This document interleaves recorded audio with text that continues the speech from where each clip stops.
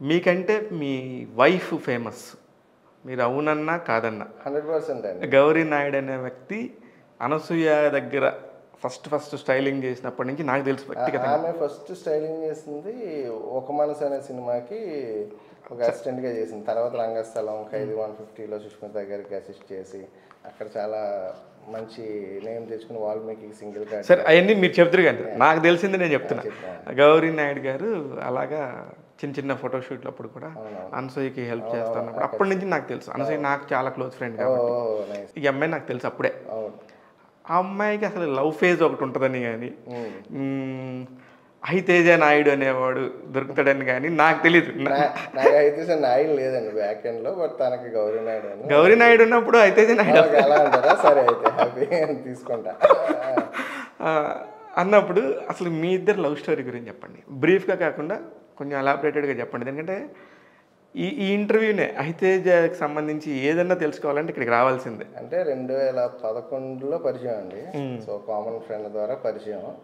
తను షీయూస్ to work in సత్యం అనుకోండి, అప్పుడు సాఫ్ట్వేర్ దాంట్లో చేసేది, నేను టాటా క్యాపిటల్లో చేసేవాడిని. సో మా కామన్ ఫ్రెండ్ ద్వారా పరిచయం, మా ఇద్దరికి కామన్ ఇంట్రెస్ట్ సినిమా అయింది.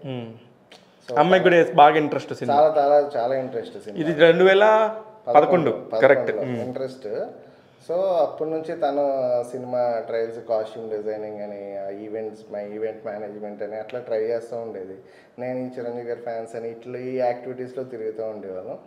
అలాగా ఒక రిలేషన్ ఏర్పడింది. వాళ్ళు మాకు కొద్దిగా డిస్టెంట్ రిలేటివ్స్ కూడా అవుతారు. ఓకే. సో మా ఇంట్లో కూడా 2020 వరకు తెలియదు. 2021లోనో 19లోనో చెప్పినట్టు, 19లో ఇంకా పెళ్లి చేసుకుందాం డిసైడ్ అయినప్పుడు చెప్పామండి. ఓకే. సో వాళ్ళు కూడా హ్యాపీ. అంటే నేను ఆ టైంలోనే జాబ్ మానేసా. కరెక్ట్గా ఎంగేజ్మెంట్ ముందే జాబ్ మానేశాను.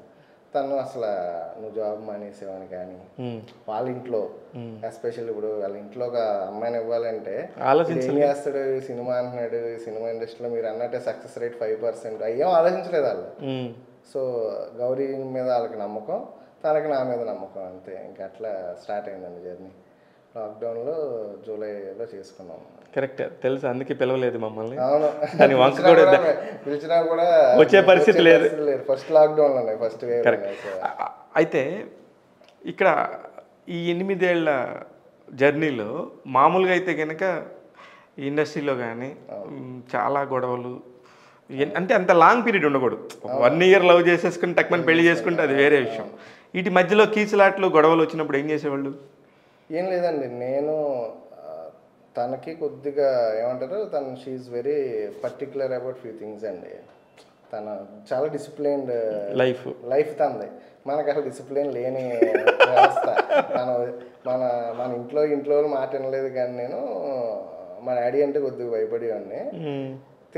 తిన్న నా లైఫ్లోకి వచ్చిన తర్వాత నాకు డిసిప్లిన్ అలవాటైంది. తను నేర్చుకోమని చెప్పలేదు, కానీ తను చూసి మనం ఇన్స్పైర్ అవుతాం కదా. ఇప్పుడు ఎవరైనా బెటర్గా లైఫ్ లీడ్ చేస్తున్నారు, బెటర్గా ప్లాన్ చేసుకుంటున్నారంటే కొద్దిగా డిసిప్లిన్ వచ్చి ఏం గొడవలు వచ్చినా నేను సైలెంట్గానే ఉంటాను.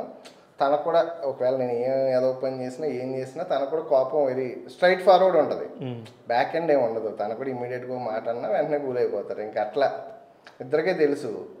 సో తప్పేదో తెలిసినప్పుడు, అదే ఇద్దరు లైఫ్ స్టైల్స్ తెలిసినప్పుడు ఆబ్వియస్గా నా సైడ్ నుంచి మైనస్ తనకు తెలుసు. అది పెద్దగా తీసుకోదు. ఈ పాయింట్లో ఇలా ఉంటాడు తప్పితే నెక్స్ట్ టైం తనది నాకు తెలుసు. సో అంతే. ఇంకా 2013లో ఐక్లిక్ మూవీస్ అని ఒక వెబ్సైట్ స్టార్ట్ అయింది. దాని ఓనర్ నా బాగా క్లోజ్ ఫ్రెండ్ కృష్ణ కాళ్ళకూరి అని.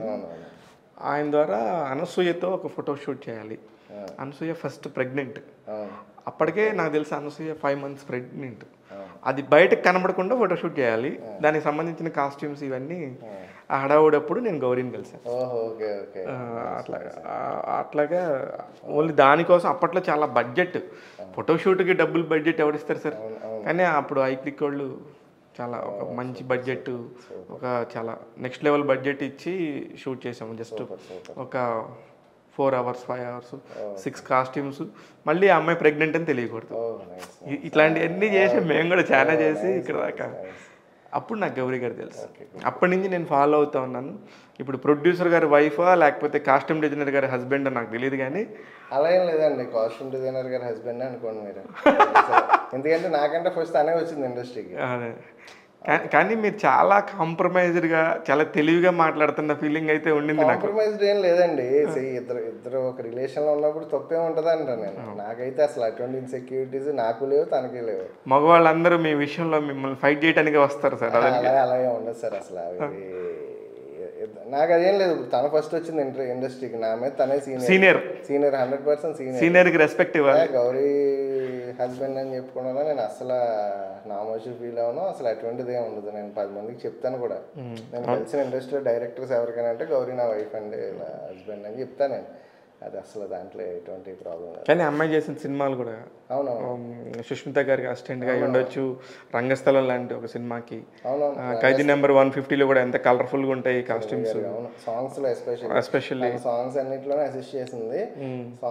సాంగ్స్లో నేను చూసేవాను కదా పర్సనల్గా. రంగస్థలానికి తను ఎంత కష్టపడేది, అంటే 80s లుక్ తీసుకురావడానికి ఆ ఫిలిం, ఆ ఫతేనగర్ బ్రిడ్జిల కిందకి, బాలనగర్ బ్రిడ్జిల కిందకి నేను వెళ్ళేవాడిని.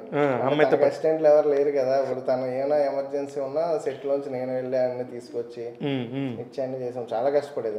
నైట్ ఓవర్ నైట్ కూర్చుని. అవును, సినిమా కంటే రేపు పొద్దునకి ఇది కావాలి లాస్ట్ మినిట్లో చెప్తారు. ఎవరో పెద్ద టెక్నీషియన్ డైరెక్టర్ అన్నారండి, she has very good colour sense అని.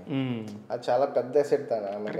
కలర్స్ తను పిక్ చేసినట్టు నేను ఈ మధ్య కాలంలో, అంటే వేరే వాళ్ళు every one will good at their own style అనుకోండి. తను she is very good at picking colours.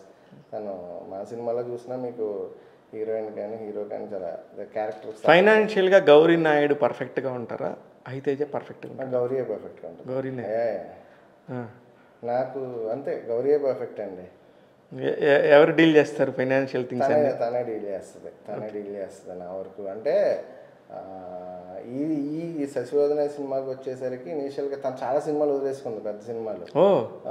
ఎందుకంటే నీ ఫస్ట్ సినిమాకి ఏ ప్రాబ్లమ్స్ ఫేస్ చేసావు కదా, ఈ సినిమాకి నేను ఉంటా, నీకు ఫైనాన్షియల్స్ అన్నీ నేను చూసుకుంటాను అన్న టైం. అందుకే గౌరీ నాయుడు ప్రెజెన్స్ అని వస్తుంది. అంటే నేను ఫిక్స్, అంటే ఈ సినిమా స్టార్ట్ చేసినప్పుడు అనుకున్నామండి ఏజీ ఫిలిం కంపెనీ అంటే అహి గౌరీ ఫిలిం కంపెనీ అని అనుకున్నాము. గౌరీ ఏజీ, అవును.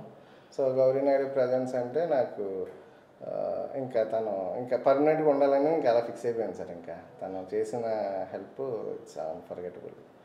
సరే, గౌరీలో నచ్చేది ఏంటి, నచ్చింది ఏంటి? ఫ్రాంక్గా చెప్పండి. ఫ్రాంక్నెస్ అండి నచ్చేది.